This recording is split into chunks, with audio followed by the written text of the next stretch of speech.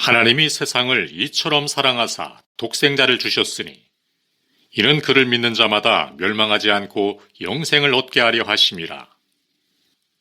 이 위대한 사랑의 주체는 하나님이십니다. 하나님은 세상을 이처럼 사랑하셨습니다. 하나님은 단순한 지성적 존재가 아니십니다. 하나님은 사랑하실 능력을 지니신 존재이십니다. 하나님의 사랑에 관한 이 선언은 단순히 우리의 이해를 돕기 위한 언변이 아니며 따라서 선언에 나타난 의미 이하의 의미를 지닌 것으로 이해되어서는 안 됩니다. 이 선언은 하나님께서 실제로 행하신 사실에 관한 진술입니다. 하나님은 죄인을 위하여 하나님의 유일한 아들을 포기하셨습니다. 그러므로 우리는 하나님이 진실로 사랑하신다는 점을 압니다. 하나님은 어떤 사람보다도 위대하시기 때문에 어떤 사람보다도 강렬하게 사랑하십니다. 위대하신 하나님은 누군가를 사랑하십니다. 누구입니까? 누가 하나님의 사랑을 받습니까? 하나님은 무한한 추상화의 산물이며 자신들보다 무한히 높으며 자신들의 행복과는 무관한 존재라고 죄인들은 생각하기 쉽습니다. 그러나 이 성경 구절은 하나님은 가장 확실하고도 강렬하게 이 세상을 사랑하신다고 선언합니다. 이 세상이란 둥그런 물질의 지구를 의미하는 것이 아닙니다. 이 세상이란 지구 위에서 살고 있는 사람, 생명을 지니고 지성과 도덕성을 지닌 그러나 범죄하는 종족인 사람을 의미한다고 성경은 말하고 있습니다. 죄인들은 하나님을 미워한다는 점을 우리는 알고 있습니다. 그러나 하나님은 죄인들을 사랑하신다는 점을 여기에서 듣습니다.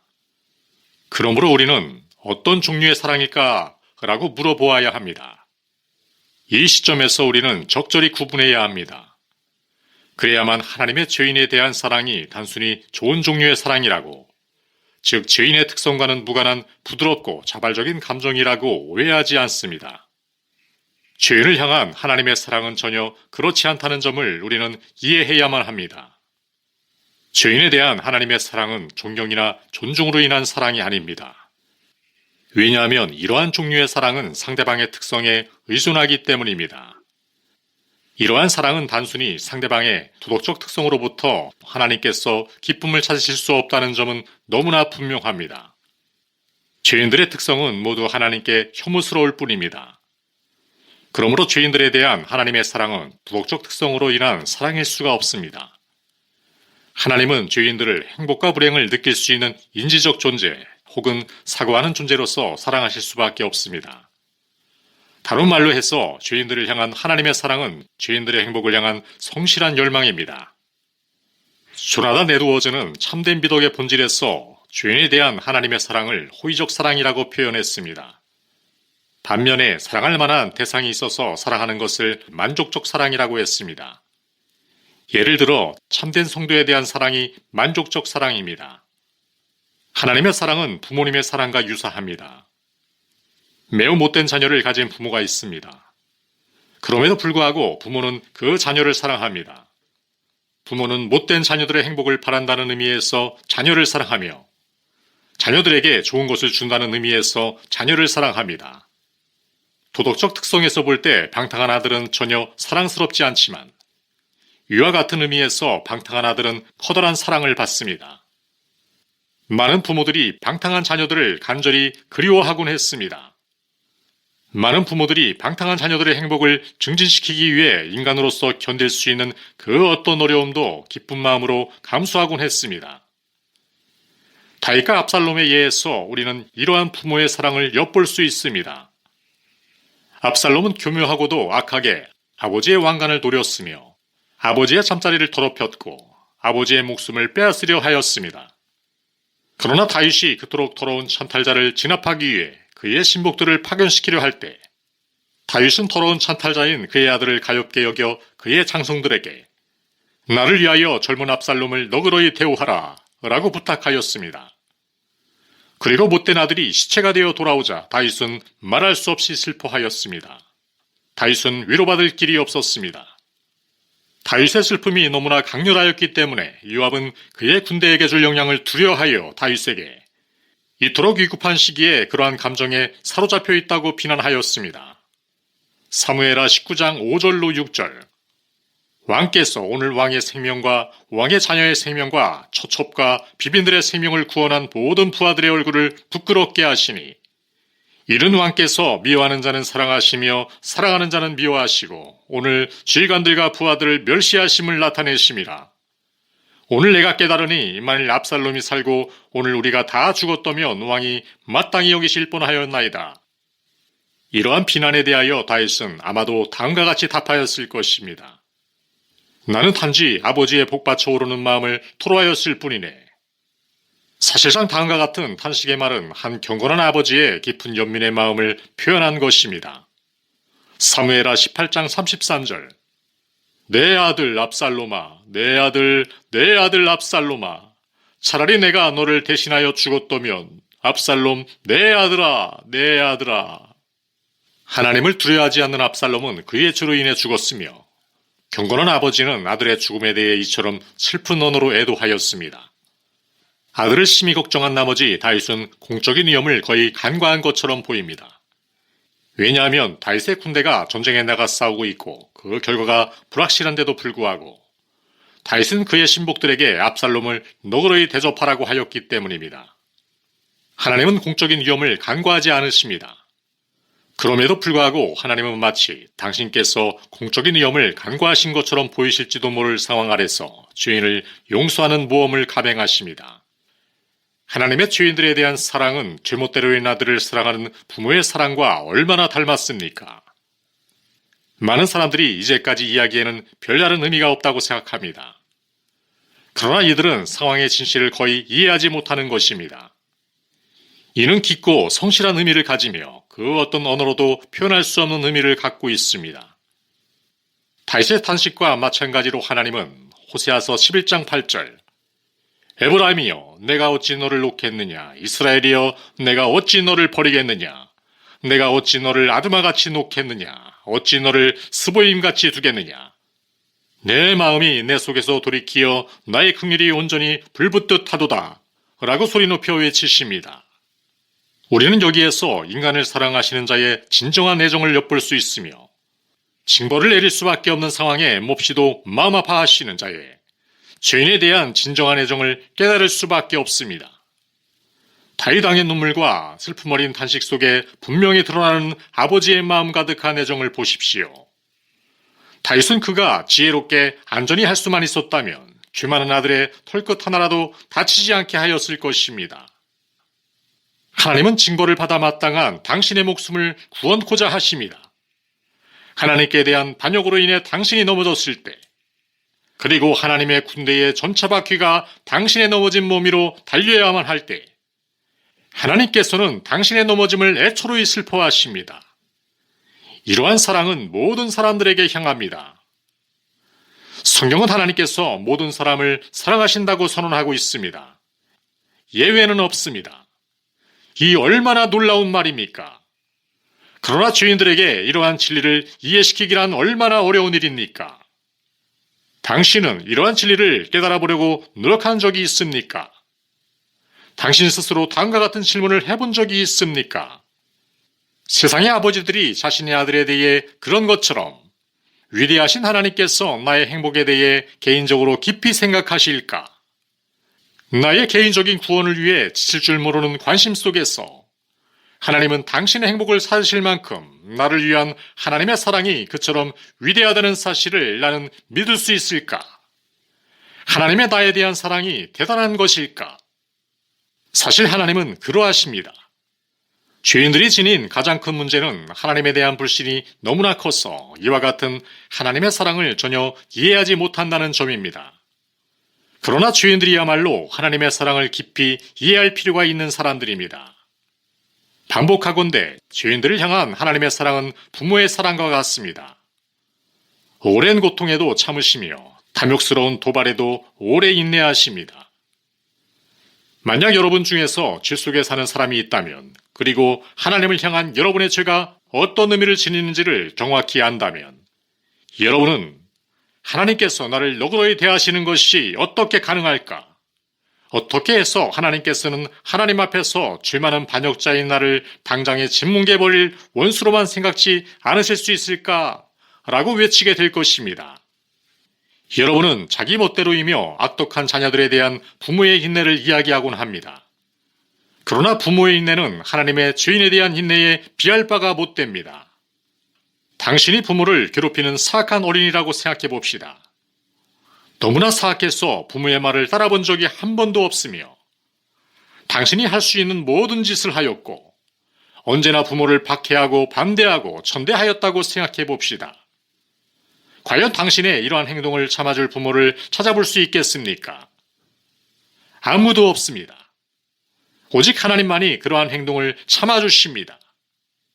여러분은 이러한 상황을 공정하게 바라보기를 바랍니다. 한 젊은 여자가 이 학교에 입학하기를 원한다고 생각해 봅시다. 그런데 그녀는 언제나 부모에게 골칫거리였으며 부모의 말에 순종해 본 적이 없고 부모님을 기쁘게 해드린 적이 없습니다. 여러분은 이 젊은 여자에게 무슨 말을 할 것입니까? 만약 모든 잘못에도 불구하고 그녀의 부모가 아직도 그녀를 사랑하며 그녀의 행복을 원한다는 점을 여러분이 알았다면 여러분은 그 부모의 영혼이 인간을 넘어서는 것이라고 경탄하지 않겠습니까? 그러나 그처럼 부모를 괴롭히는 딸은 아마도 이 세상에서 살아남을 수 없을 것입니다. 여러분은 즉각 흥분하여 그녀를 모든 인간 사이로부터 추방하라.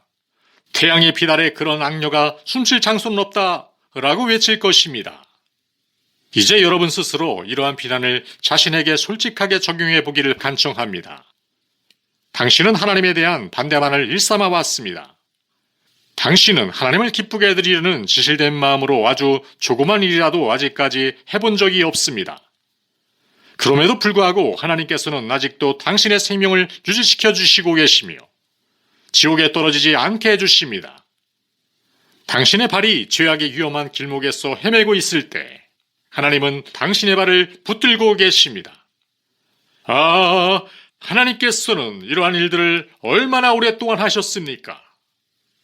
당신은 하나님의 사랑을 반복하여 악용해 왔으며 하나님의 명령을 발로 짓밟아 버렸습니다. 하나님은 내가 이 일을 행하여도 내가 잠잠히 하였더니 라고 말씀하십니다. 그러나 잠잠히 침묵하실지라도 하나님께서 잊어버리시는 것이 아닙니다. 사랑은 오랜 동안의 고통을 더 이상 참을 수 없을 때까지 인내합니다. 하나님의 사랑에 겸손함에 주목하십시오. 하나님의 사랑이 얼마나 낮은 곳으로 임하시는지 살펴보십시오. 예수 그리스도야말로 하나님의 사랑의 위대한 인격화이십니다. 더욱이 예수 그리스도는 오히려 자기를 비워 종의 형체를 가지사 사람들과 같이 되셨고 라고 전해집니다. 예수님은 온순하고 마음이 겸손하신 분이었습니다. 하나님의 아들의 겸손하심은 이처럼 지극하셨습니다. 무한하신 아버지의 겸손하심도 이에 못지 않으십니다. 하나님께서 당신의 구원을 위해 얼마나 커다란 대가를 치르셨는지 생각해 보십시오.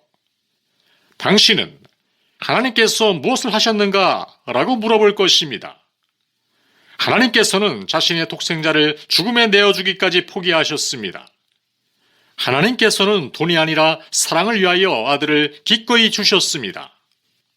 아브라함이 이삭을 바치기 위해 산에 올라갔을 때, 그리고 마음으로부터 하나님을 따르겠다는 그의 결심을 보였을 때, 그리고 필요하다면 그가 죽인 아들을 일으키실 하나님을 믿었을 때, 하나님께서는 아브라함에게 다음과 같이 말씀하셨습니다. 창세기 22장 16절로 17절. 내가 나를 가리켜 맹세하노니 내가 이같이 행하여 내 아들 내 독자도 아끼지 아니하였은즉 내가 내게 큰 복을 주고 내 씨가 크게 번성하여 하늘의 별과 같고 바닷가의 모래와 같게 하리니 내 씨가 그 대적의 성문을 차지하리라.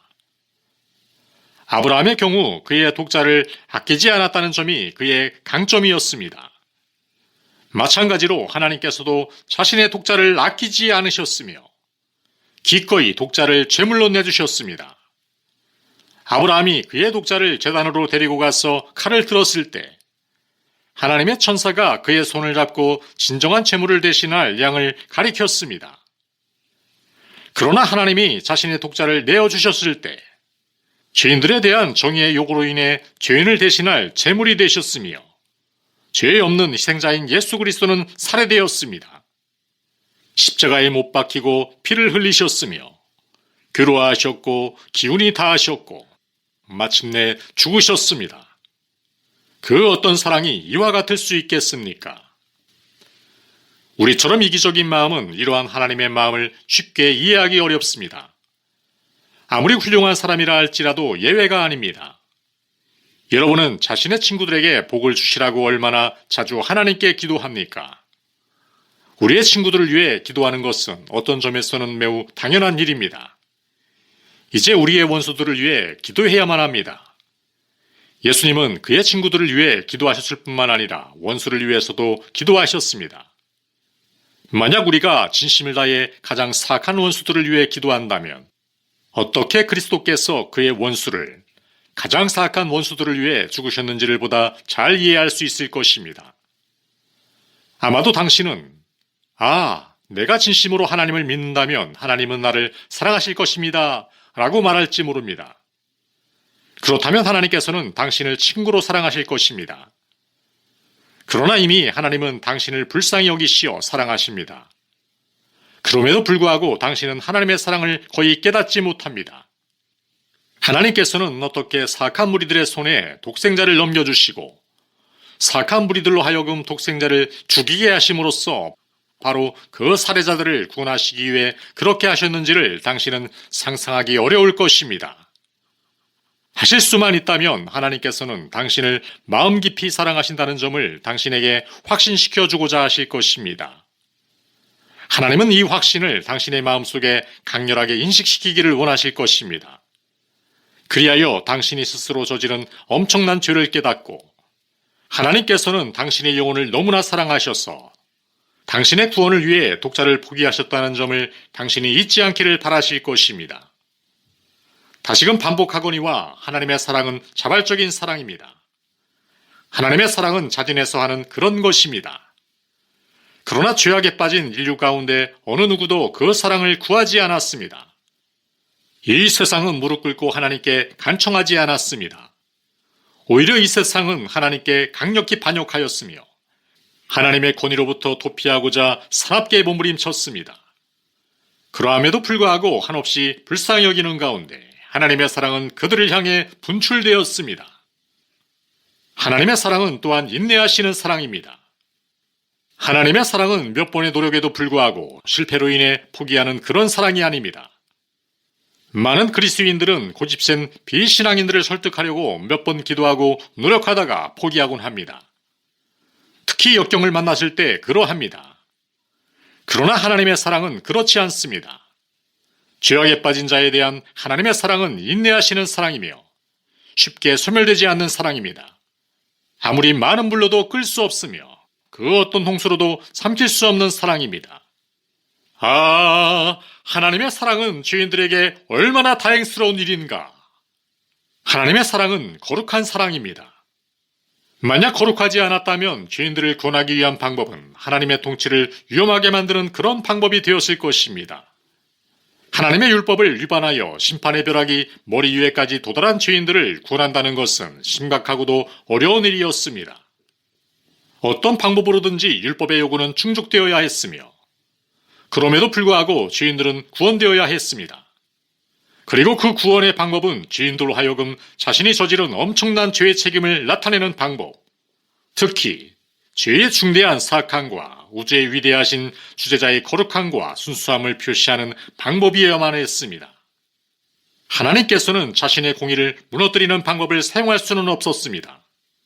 하나님께서 율법의 집행을 제껴버리기 위해 오셔서 죄인들에게 자비의 문을 활짝 열어 죄인들을 초대하셨을 때 커다란 위험이 있었습니다.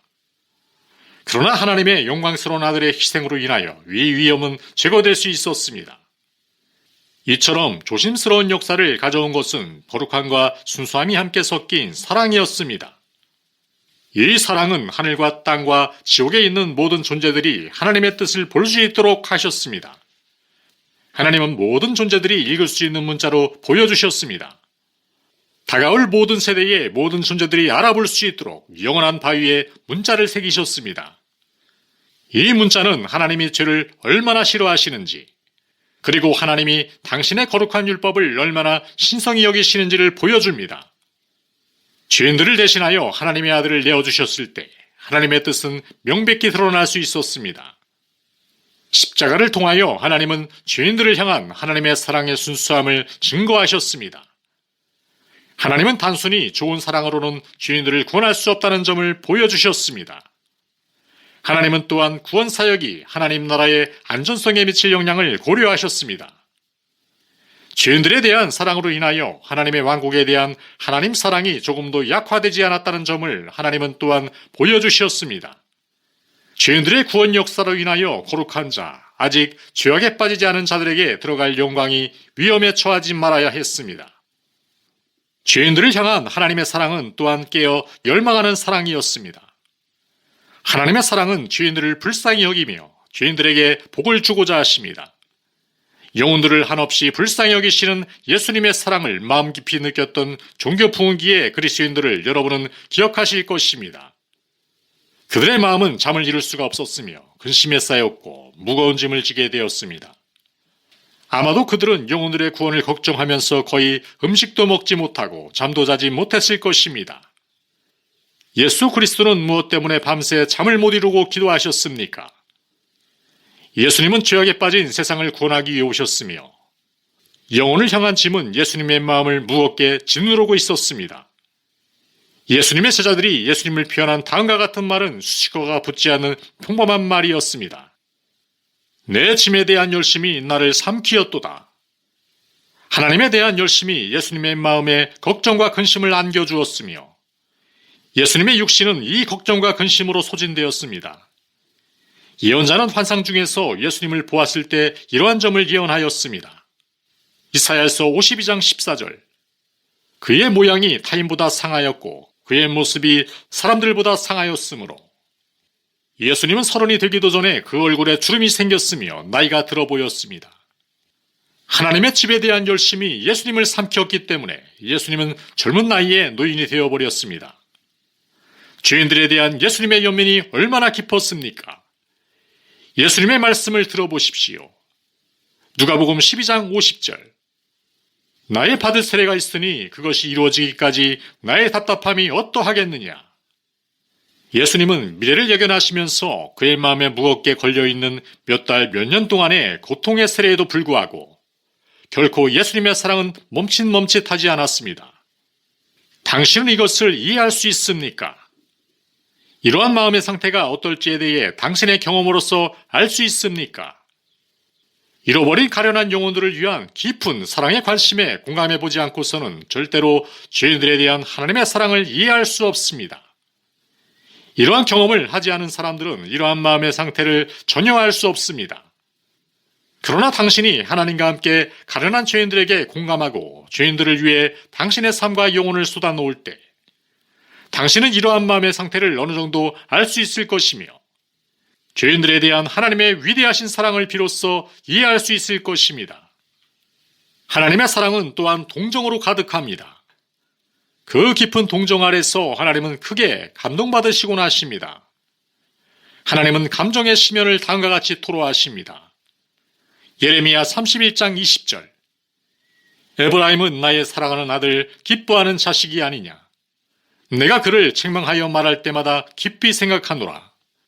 그러므로 그를 위하여 내 창자가 들끓으니 내가 반드시 그를 불쌍히 여기리라. 여호와의 말씀이니라.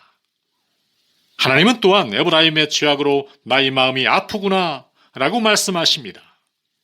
이것이 바로 죄인들에 대한 하나님의 동정입니다. 만약 하나님께서 이러한 동정을 갖지 않으셨다면 어떻게 죄인들을 이토록 오랫동안 놓아두실 수가 있겠습니까? 왜 오래전에 모든 죄인들을 지옥으로 휩쓸어버리지 않으셨겠습니까? 이제 이러한 사랑의 계획 속에서 하나님의 목표 혹은 목적에 대해 생각해 봅시다. 하나님께서 그 아들을 보내신 목적은 다음과 같습니다. 그를 믿는 자마다 멸망하지 않고 영생을 얻게 하려 하심이라. 스토와 그를 지지하는 사람들은 이 구절을 문자 그대로 해석해야 한다고 주장하면서 사악한 자들의 소멸을 주장합니다. 그러나 이러한 주장은 잘못되었다는 것이 나의 생각입니다. 그들은 멸망은 소멸을 의미한다고 주장하며 따라서 그리스도의 죽음으로 인해 달성될 목적은 죄인들을 소멸로부터 구원하고 죄인들에게 영원한 생명을 주는 것이라고 주장합니다. 그들과의 대화를 통해 이러한 믿음이 성경을 문자 그대로 해석해야 한다는 그들의 주장으로부터 발생되었다는 점을 나는 발견하였습니다. 그들은 성경의 모든 구절들은 문자 그대로 해석되어져야 하며 멸망의 문자 그대로의 의미는 소멸이라고 주장합니다. 그러나 이러한 두 가지 주장은 모두 잘못된 것입니다. 먼저 두 번째 주장에 대해서 생각해 보기로 합시다. 멸망의 문자 그대로의 의미는 소멸이 아닙니다. 어떤 것이 멸망한다고 할 때 그것은 형태나 존재 양식의 변화를 의미할 뿐이지 소멸을 의미하지는 않습니다. 그러므로 문자 그대로 해석해야 한다는 스토의 주장이 설령 옳다고 하더라도 스토는 자신의 주장을 적용하는 데에 잘못을 범하고 있는 것입니다. 한편 이 성경 구절에서 멸망은 영생과 대비되어 사용되고 있습니다. 영생은 단순히 영원히 존재하는 것을 의미하지는 않습니다. 여기에서의 영생은 영원한 복락을 의미합니다. 그러므로 영생의 반대는 영원한 불행이어야만 합니다. 더군다나 만약 사악한 자의 소멸이 하나님의 법칙의 위반에 대한 처벌이 갖는 목적이라면 하나님은 이러한 방식으로 죄인들을 처벌하셨을 것이며 하나님은 일순간에 모든 죄인들을 소멸시키시고 그렇게 되어라 라는 한마디 말씀을 통해 거룩한 존재들로만 구성된 다른 세상을 만드셨을 것입니다. 모든 것이 쉽고 그리고 순식간에 이루어질 수 있었을 것입니다. 그러나 그렇다면 예수 그리스도께서 죄인들을 소멸로부터 구원하기 위해 십자가에 죽으셔야만 했는지를 우리는 이해할 수 없는 것입니다. 그러므로 우리는 죄인들을 위한 그리스도의 죽음이 죄인들을 하나님과 거룩함에 대한 교제와 조화로 되돌려 놓기 위한 것, 죄인들을 다시금 하나님의 거대한 가정에 순종하는 아들로 만들기 위한 것이었다는 점을 알 수 있습니다. 그들의 위대하고 좋은 아버지를 향해 죄인들의 도덕적 태도를 변화시키는 수단들은 하나님께서 예수 그리스도의 성육신을 통하여 사람들의 눈앞에 드러내 보이고자 하셨던 계시였습니다. 그리스도는 사람으로서 살고 노동하고 말하고 사람들 가운데서 행동하시기 위하여 썩어 없어질 육신으로 오셨습니다. 그리스도는 인간의 육신을 통해 하나님의 진정한 성품을 인간들에게 드러내 보이실 수 있었습니다. 그러므로 그리스도는 하나님의 말씀이라고 불리우십니다. 말들이 마음에서 마음으로 생각을 나타내듯이 그리스도는 우리에게 하나님을 계시하시기 때문입니다. 이것은 그리스도의 성육신의 유일한 목적은 아니지만 그러나 여러 가지 목적 중에서 위대한 하나였습니다. 하나님의 위대하신 사랑을 우리의 눈에 드러나 보이게 하시기 위해서 그리고 우리들로 하여금 하나님의 모든 위대한 도덕적 속성들을 이해하게 하기 위해서 그리스도께서 인간의 육신으로 오셨다는 점을 이해해야 합니다. 하나님은 자신의 독생자를 우리에게 보내셔서 우리와 함께 살도록 하셨습니다. 여러분 중에는 목수로 일하는 사람이 있을 것입니다. 그리스도께서도 그의 이웃들 속에서 목수로 일하셨으며 사람들에게 목수는 어떠해야 한다는 점을 가르쳐 주셨습니다. 그리스도는 젊은 시절에 사람의 아들로서 일했으며 충실한 아들은 어떠해야 한다는 점을 가르쳐 주셨습니다. 그리고 나서 그리스도는 공생애를 시작하셨으며 사람은 어떠해야 한다는 점을 가르쳐 주셨습니다. 이 모든 측면을 통하여 그리스도는 하나의 모범으로서 우리에게 진정한 성품을 펼쳐 보이셨으며 진정한 하나님의 예정을 보이셨습니다. 사람들 사이에서 머무르시면서 그리스도는 최대한 많은 것을 가르치고자 하셨습니다. 성육신의 또 하나의 위대한 목적은 하나님을 드러내 보이심으로써 하나님에 대한 사람들의 신뢰를 새롭게 하려는 것이었습니다. 죄악은 그 자체로 하나님에 대한 의심과 불신을 가져옵니다.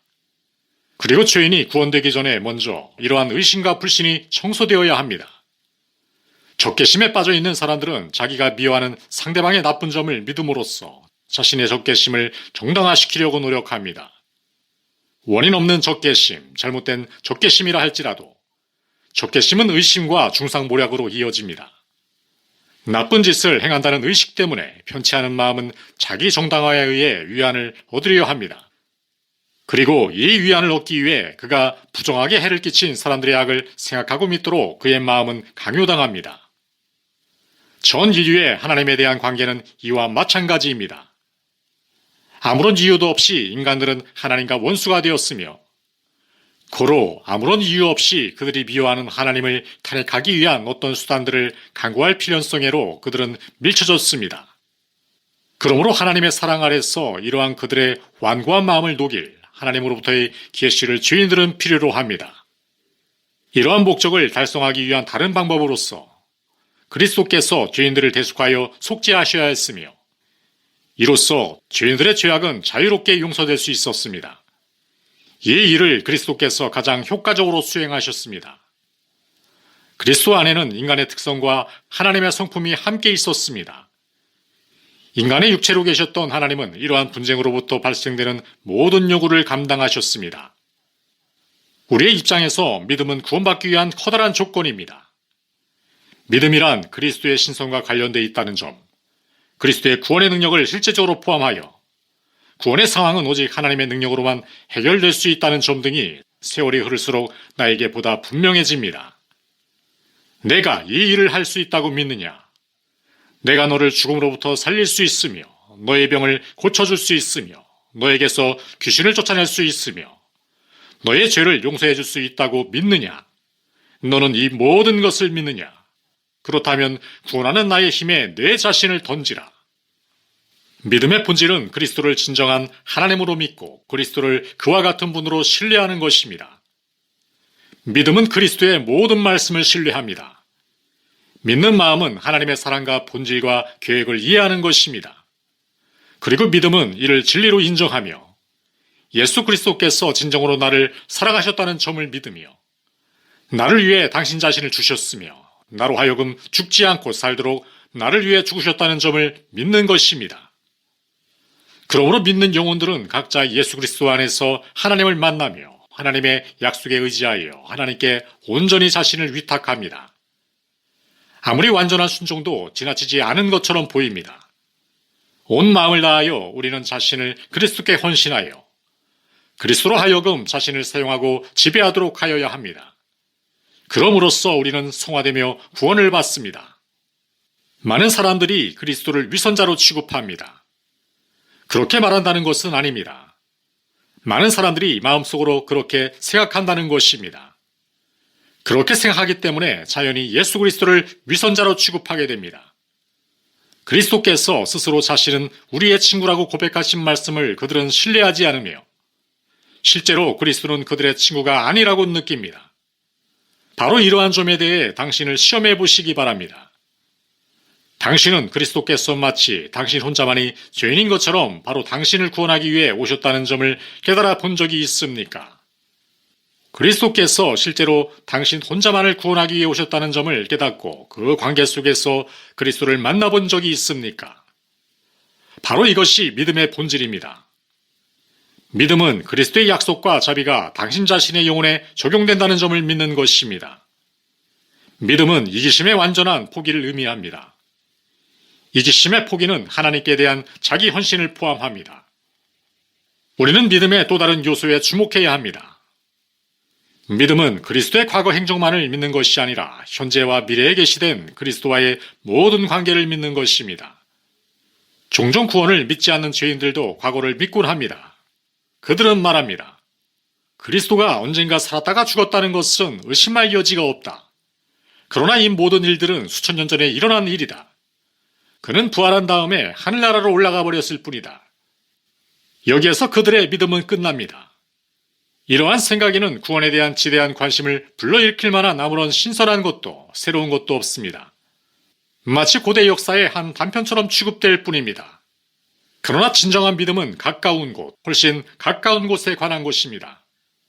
진정한 믿음은 현재의 그리스도, 지금 살아있는 구세주, 하나님의 오른편에 앉아 항상 중재하시는 그리스도를 믿습니다. 그리스도의 중재로 인해 지금까지 지옥에 떨어지지 않았다는 점을 당신은 깨달아 본 적이 있습니까? 예수 그리스도는 말라버린 무화과 나무의 예화를 통해 이를 보여주십니다. 아직 그를 잘라내지 말아라.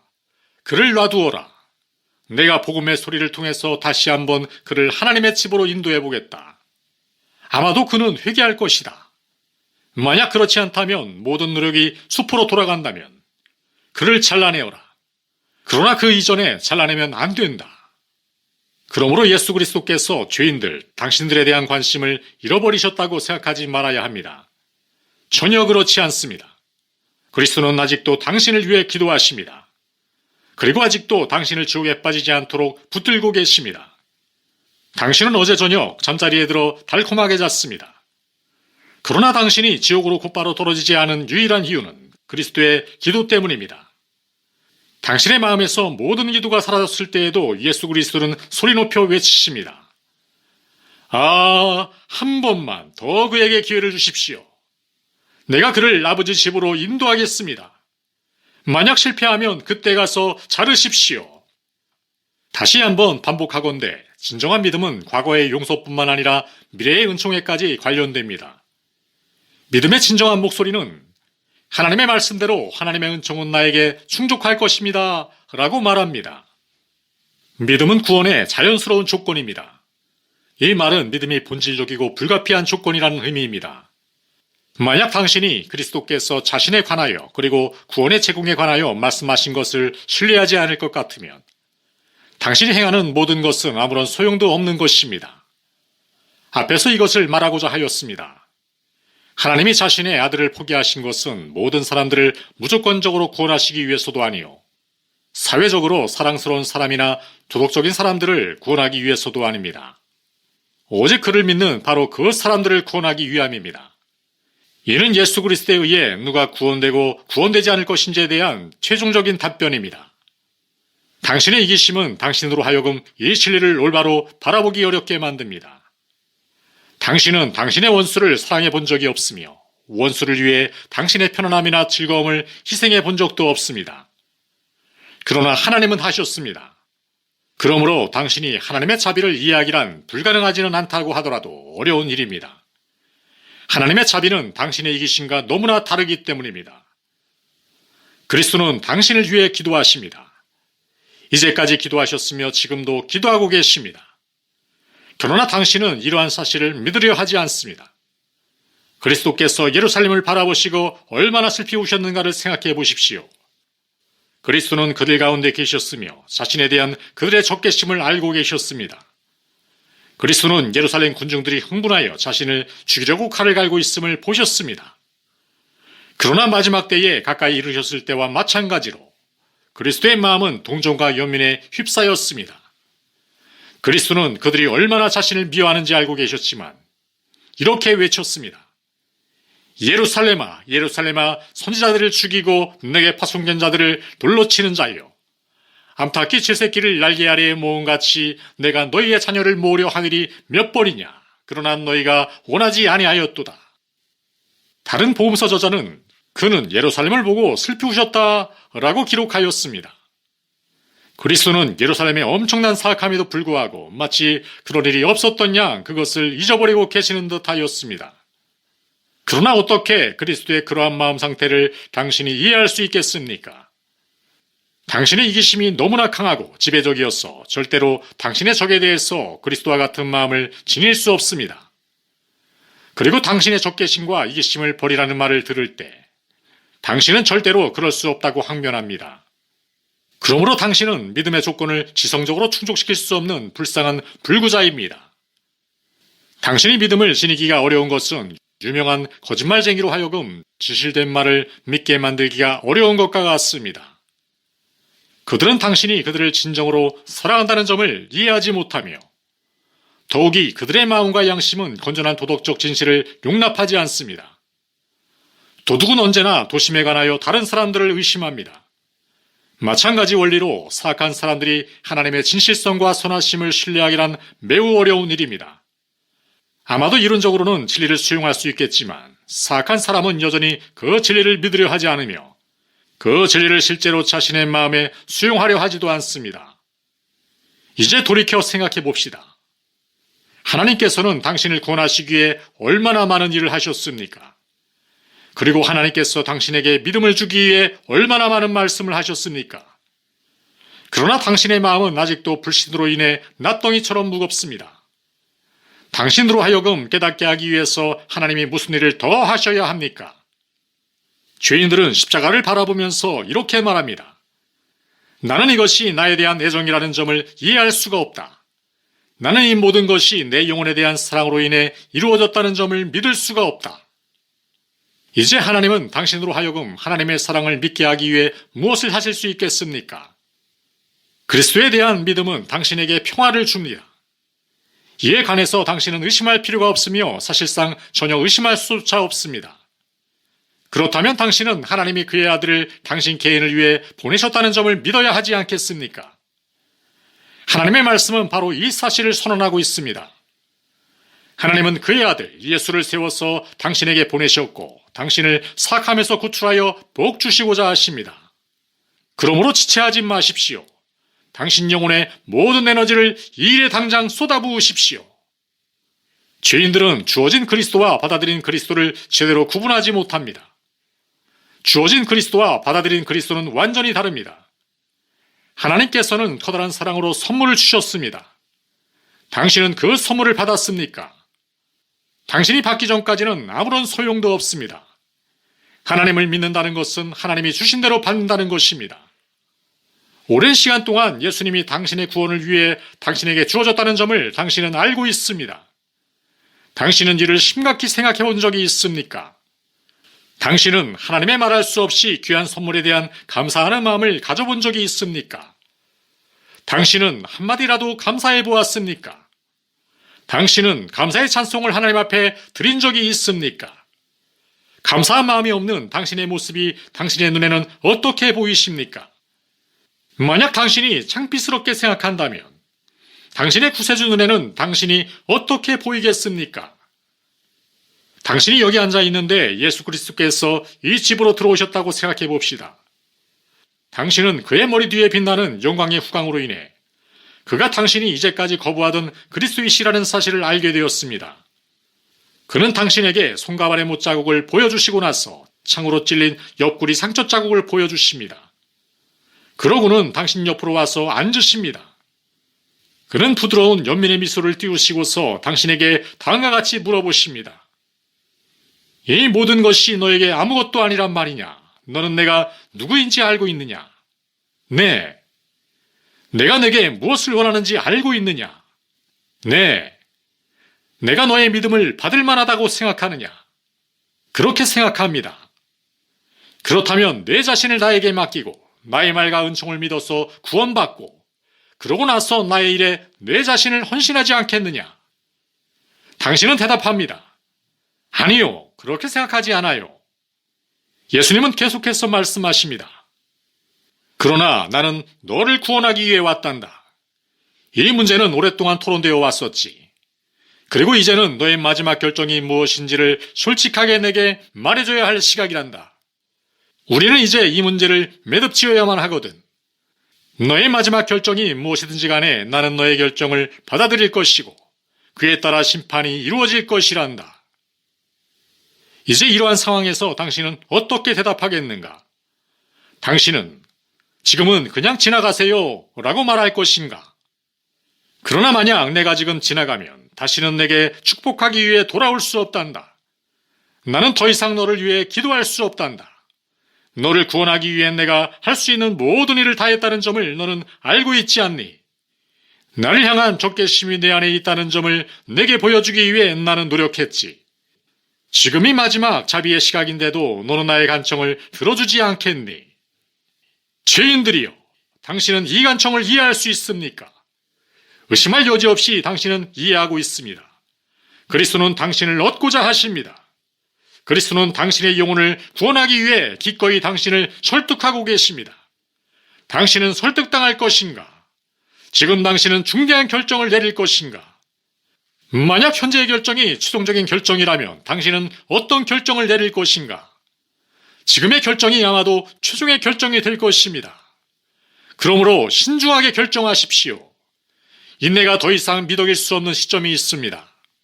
그 시점을 넘어서면 하나님조차도 인내하실 수 없습니다. 왜냐하면 그 시점을 넘어서면 미덕이 인내를 금지하기 때문입니다.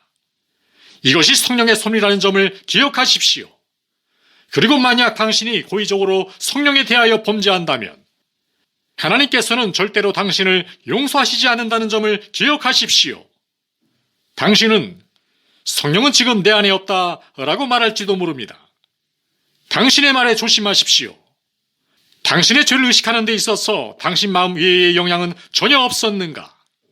어떤 이유에서건 당신은 이제까지 보지 못했던 당신의 죄를 보게 되지 않았는가? 그리고 이제 그리스도에게 당신의 죄를 용서받기를 원하게 되지 않았는가? 그렇다면 지금은 당신의 차례입니다. 당신은 지금이 마지막 시각이라고 생각해야만 합니다.